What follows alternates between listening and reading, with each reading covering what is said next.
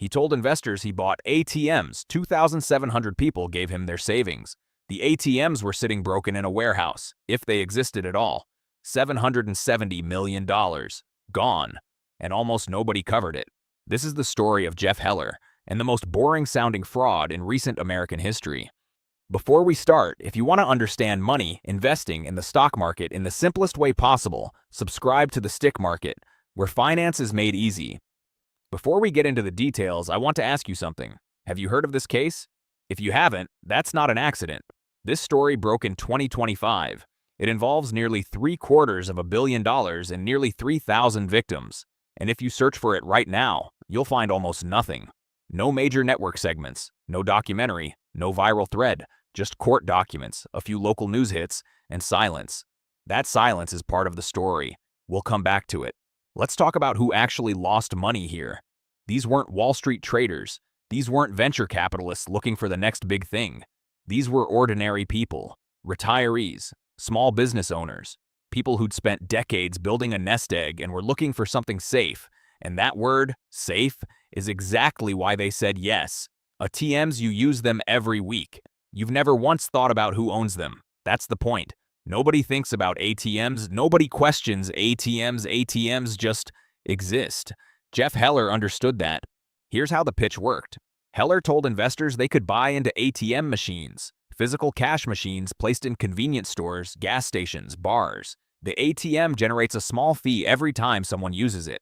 You collect your share. Passive income. Zero drama. It's not a complicated idea. There are legitimate ATM investment programs. That's not a coincidence. The best frauds always sit right next to something real. Investors were shown contracts, shown locations, shown projected returns. Some were even shown machines. And so 2,700 people wrote checks, some for thousands, some for hundreds of thousands, all trusting that somewhere out there, a machine with their name on it was quietly dispensing cash. Here's the part I haven't been able to stop thinking about. The ATMs weren't entirely fictional. If you study the history of financial deception, the standard playbook usually involves thin air. The classic con artist sells a dream that exists entirely on a digital screen, an abstract algorithm, or a piece of paper. But Heller realized something profound about the psychology of the modern investor. We have been trained to be cynical about things we cannot touch.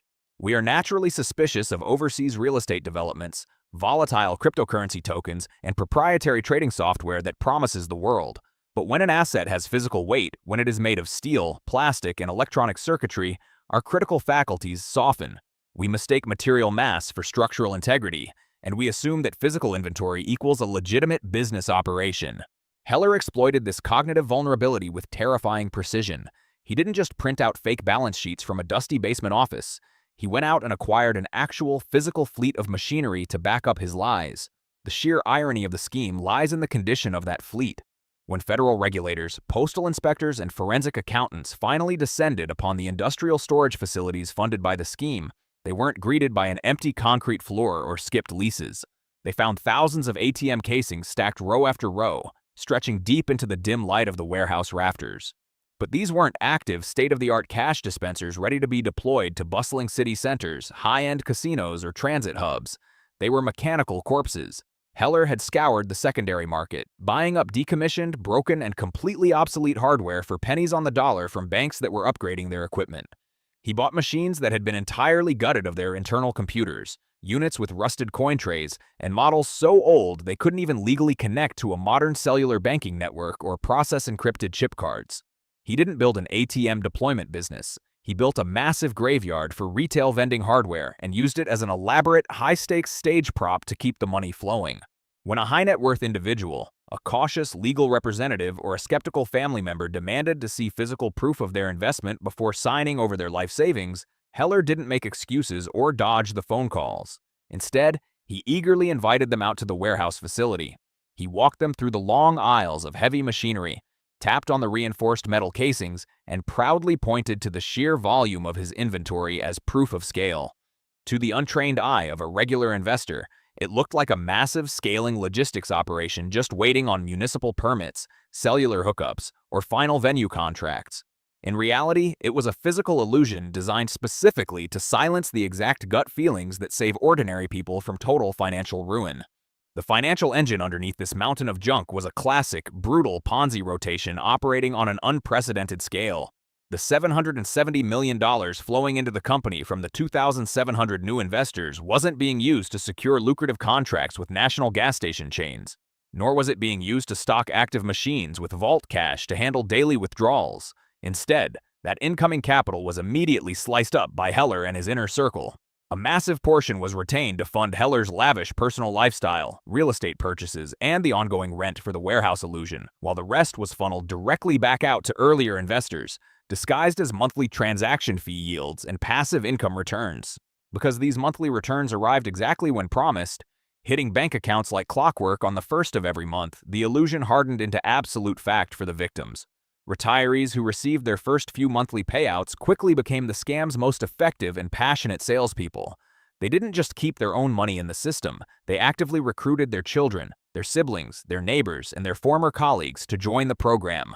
Entire extended families, tight-knit church congregations, country clubs, and local business associations pooled their collective capital together, fully believing they had found a rare, unglamorous backdoor into true financial freedom.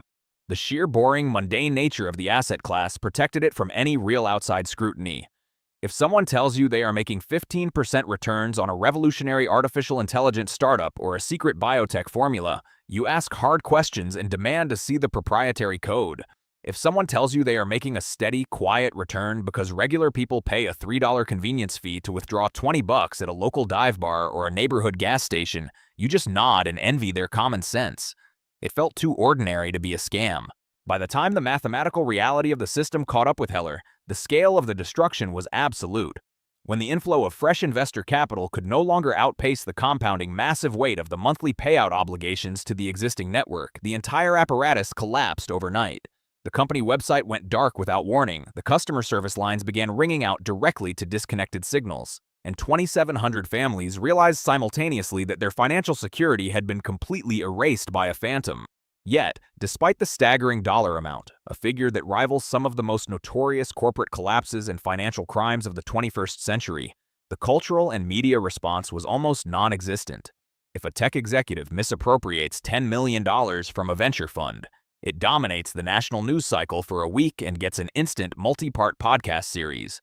When a network of everyday citizens loses nearly $750 million to a broken ATM scheme, it barely registers as a 2-paragraph footnote in regional business journals or local crime blotters. This brings us back to that deafening silence and why it matters so much.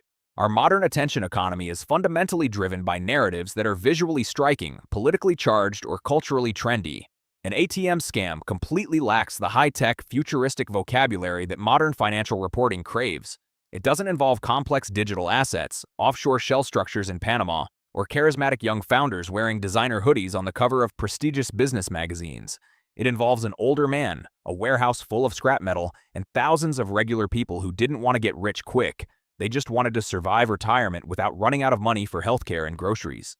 Furthermore, there is a subtle, systemic cruelty in how the general public perceives financial victimization outside of Wall Street. When elite institutions or sophisticated funds lose money to a complex fraud, the narrative frames the perpetrators as criminal geniuses who manage to outsmart the brightest minds in the system. But when ordinary citizens are targeted by a localized, grounded, and physical deception, the public reaction often carries an undercurrent of unearned condescension. People look at the headline and superficially think, how could anyone believe they were buying a random ATM?